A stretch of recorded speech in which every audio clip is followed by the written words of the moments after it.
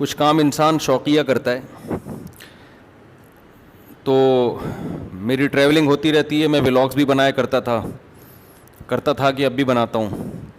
تو ویسے ہی وہ شوقیہ ولاگ بناتا تھا, تھوڑا سا لوگ دیکھ لیتے ہیں, خوش ہو جاتے ہیں. اس دوران بعض دفعہ ولاگنگ کے دوران کچھ اچھی باتیں بھی پارسل ہو جاتی ہیں. دنیا میں بہت سے ایسے لوگ ہوتے ہیں جب آپ ان کو نصیحت کی بات نصیحت کا لیبل لگا کے کرو گے تو نہیں سنیں گے. مثال کے طور پر ابا کسی کو بٹھائیں, بولیں بیٹا میں تمہیں کچھ اچھی باتیں بتانا چاہتا ہوں, بیٹا پہلے ہی گھبرا جاتا ہے, ابا لمبی لمبی نصیحتیں پارسل کریں گے. اور بعض دفعہ یہ ہوتا ہے کہ بچے کو آپ بولیں بیٹا میں تمہاری شادی کرانا چاہتا ہوں, بیٹا ایک دم بیٹھ کے بات سنے گا, کہاں ابا بتائیں آپ. تو اسی دوران ابا بیچ میں تھوڑی سی نماز روزے کی بات بھی کر لیتے ہیں, تو وہ بچہ بڑے شوق سے سنتا بھی ہے اور عمل کی بھی کوشش کرتا ہے. تو اسی طرح نصیحت جو ہے نا, بعض دفعہ نصیحت کا لیبل لگا کے ہوتی ہے, بعض دفعہ بات کچھ اور ہوتی ہے, بیچ میں آدمی پنی میں رکھ کے چرسی ہیروئن چی کیا کر رہے ہوتے ہیں ایسے تو پکڑے جائیں گے نا. تو وہ باتوں میں نا پنیاں بہت سی اس میں پیس میں چرس کی پنی بھی اسی طرح چلتی ہے. تو اچھی باتوں میں بھی ایسا ہی ہوتا ہے. تو میری دنیا میں ٹریولنگ ہوتی تھی تو میں ولاگ بنا لیا کرتا تھا. ترکی گیا تو مجھے وہاں کی دیوار نظر آئی, میں نے کہا چلو یار ہر آدمی تو ترکی جا نہیں سکتا, تو یہ تھوڑی سی مسلمانوں کی ہسٹری تو دکھائیں نا ہم. ابھی ویٹیکن سٹی گیا نا اٹلی میں, تو ایک ہسٹری ہے وہاں کی, بڑا اچھا لگا, میں نے کہا چلو ولاگ بناتے ہیں. تو میں نے وہ اس طرح سے ولاگ بنا ہی رہے تھے, تو پھر مجھے بہت سے لوگوں نے مشورہ دیا کہ آپ ولاگ کا الگ چینل بنائیں, کیونکہ ہمارا جو چینل ہے نا مفتی طارق مسعود اسپیچز, یہ مذہبی چینل ہے. یوٹیوب کچھ پالیسیاں ہیں اس کی, وہ پالیسیاں یہ ہیں, اور ان کی پالیسیاں چینج بھی ہوتی رہتی ہیں. تو اس میں ان کی یہ پالیسی ہے بھائی جو جس چیز کا ہے وہ اسی چیز کا ہے, صحیح ہے نا. چلا تو ہم کسی بھی چینل پہ چل سکتے ہیں ولاگ, لیکن مذہبی چینلوں پہ بہت ساری پابندیاں بھی ہیں. پابندیاں کا مطلب کبھی بھی یوٹیوب کی کھوپڑی گھومی وہ مذہبی چینل اڑا دے گا. بعض دفعہ ایسا ہوتا ہے کوشش کے باوجود کوئی ان کی پالیسی کے خلاف بات چلے گئی بھی. تو دنیا میں بہت سارے قانون بن رہے ہیں. تو ہم نے پھر یہ سوچا کہ ہم ایک الگ سے ولاگ کا الگ چینل بنا لیں. تو میرا ایک الگ چینل مفتی طارق مسعود ولاگس کے نام سے. تو اب یہ جتنے بھی ٹریولنگ کے ولاگس ہوں گے نا اس میں ڈالوں گا میں. دیکھنا ہو دیکھ لینا, نہیں دیکھنا ہو آپ کی مرضی ہے. تو آپ کو اطلاع دینا تھی کہ اگر آپ چاہیں تو اس کو سبسکرائب بھی کر لیں اچھی بات ہے, نہیں کریں تو بھی ہمارا کیا بگاڑ لو گے بھائی. تو فری پھوکٹ میں دنیا گھوم لو گے, غریب لوگوں کے لیے بہترین آفر ہے. یہ ہوتا ہے نا, اب غریب آدمی تو نہ ترکی بیچارہ جا سکتا ہے, نہ وہ امریکہ جا سکتا ہے, نہ وہ جاپان جا سکتا ہے. یہاں بیٹھ کے اس کو سچی مچی کے جاپان دکھا دیں ہم. ابھی میرا جاپان کا کوشش ہو رہی ہے, تو میں نے اس میں لوگوں سے کہا ہے کہ میں جاپان جاؤں گا اور ولاگ بناؤں گا چپلی کباب کے ہوٹل کا.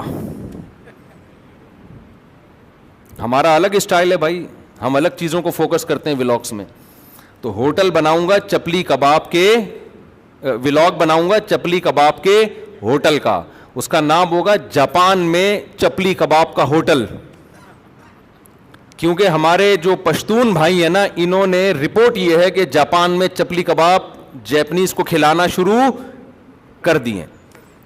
اور انشاءاللہ ہمارا عزم ہے کہ ہم جاپانیوں کو نسوار کا عادی بنائیں گے. کہو انشاءاللہ. ایک دن آئے گا جاپان کے سائنسدان جب بھی تحقیق میں جائیں گے اپنی لیب میں تو پہلے ڈبی نکالیں گے, ٹھیک ہے نا, چنگ پونگ اپنی زبان میں بسم اللہ پڑھیں گے. اس کے بعد کتنا مزہ ہوگا کہ نہیں ہوگا. تو سمجھ رہے ہو, نہاری کا عادی الحمدللہ ہم نے گوروں کو, انگریزوں کو کافی حد تک بنا دیا. بریانی گوروں کی زبان کو لگ گئی ہے اب. اصل میں ان لوگوں کے پاس کوئی کلچر ہی نہیں ہے بھائی. انگریز دیکھو کلچر ہمارا اچھا ہے, کھانے پینے کا, تہذیب کا, زبان کا. یہ جو قومیں ہیں نا انگریزوں کی, جیپنیز کی, چونکہ ان کا فیملی سسٹم تباہ ہو گیا نا, تو جو ایک روایات اور ہوتی ہیں وہ سب ختم ہو گئیں. اب ان کے برگر رہ گیا, پیزا رہ گیا, اور 2-4 چیزیں ہیں بس ان کی. ہمارے تو کھانوں کی جو قسمیں دیکھ لو آپ. ہوٹل میں جاتے ہو جو بیرا پڑھنا شروع کرتا ہے نا, آدمی کہتا ہے دوبارہ بتا یار, اتنی ساری چیزیں. وہ کتنی ساری چیزیں بتاتا ہے نا, یہ ہے یہ ہے یہ ہے یہ, اتنے قسم کے ہمارے کھانے اور اتنی ہماری روایات اور کلچر, یہ تو ہمارے پاس ہے بھائی. تو ہم چونکہ آبادی بھی ہماری بڑھ رہی ہے, آبادی کا جو ریشو ہے نا اس وقت, بڑھنے کا ریشو دنیا میں پہلے مسلمانوں کا کم تھا, دوسری قوموں کا زیادہ تھا. اب جو گروتھ ریشو دنیا میں سب سے زیادہ کس کا ہے؟ مسلمانوں کا سب سے زیادہ. اور جب سے ہمارے بیانات شروع ہوئے تھوڑا سا اسپیڈ الحمدللہ تھوڑی اور اسپیڈ بڑھ گئی ہوگی اب تو. یہ تو ابھی ہمارے بیانات سے پہلے کی رپورٹ ہے یونائٹڈ نیشن کی کہ مسلمانوں کا گروتھ ریشو سب سے زیادہ ہے. اب یونائٹڈ نیشن کو نہیں پتا, وہ روزانہ ہمارے بیان سنیں تو پتہ چلے بھائی یہ اسپیڈ ابھی ڈبل ہونے والی ہے, ٹھیک ہے نا. تو اس کا ایک فائدہ ہے, فائدہ یہ ہو رہا ہے کہ ظاہر ہے جس کی آبادی زیادہ ہوتی ہے تو پھر کلچر اسی کا پھیلتا ہے. یہ دنیا کا ایک اصول ہے. تو ہمارے کلچر, ہمارا چپلی کباب, ہماری بریانی, ہماری نہاری, ہمارے گٹکے, ہمارے پان, ہماری نسوار, سٹے بھی اب کس کے اسٹائل میں ہوں گے؟ ہمارے اسٹائل میں. پائپوں کے نیچے بیٹھ کے جاپانی چرسی پئیں گے, چرس پئیں گے. ایسا نہیں ہوگا کہ آفس میں بیٹھ کے چرس. بھائی اگر تم نے چرس ہماری والی پینی ہے تو اسٹائل بھی کون سا ہوگا؟ ہمارے چرسیوں کا ہوگا. تو آپ دیکھو جاپان میں ہم پائپ بنوائیں گے برساتی نالے, اس میں جیپنیز بیٹھ کے, کیا اس کا اپنا مزہ ہے. آپ کسی چرسی ہیروئنچی کو تمیز سے بٹھا کے صوفے پہ بولو یہاں چرس پیو, نہیں پیے گا وہ کہے گا یار وہ جو برساتی نالوں میں بیٹھ کے چادر ڈال کے سٹے لگاتے ہیں نا وہ مزہ یہاں نہیں آتا. میں بھی نیو کراچی سے آ رہا تھا نا تو کچھ ہیروئنچی بیٹھے ہوئے تھے چادر ڈال کے, مجھے خیال ہوا ان کا ولاگ بناتا ہوں یار میں ولاگ, لیکن پھر میں نے کہا چھوڑو بیچارے. ویسے تو ایسے شرعی پردے کیے ہوئے تھے انہوں نے کہ بڑی کوئی پاک دامن عورتیں بھی ایسے پردے نہیں کرتی. بیٹھے ہوئے چوک پہ ہیں, ایک طرف حالت دیکھو, مین چوک پہ بیٹھے ہوئے 4-5 ہیروئنچی. یار تم اتنے ہی تمیز سے پینی ہے تو تم کسی کہیں چھپ کے پیو, اور پردے ایسے کیے ہوئے اپنے اوپر چادریں ڈالی ہوئی ہیں اور پی رہے ہیں.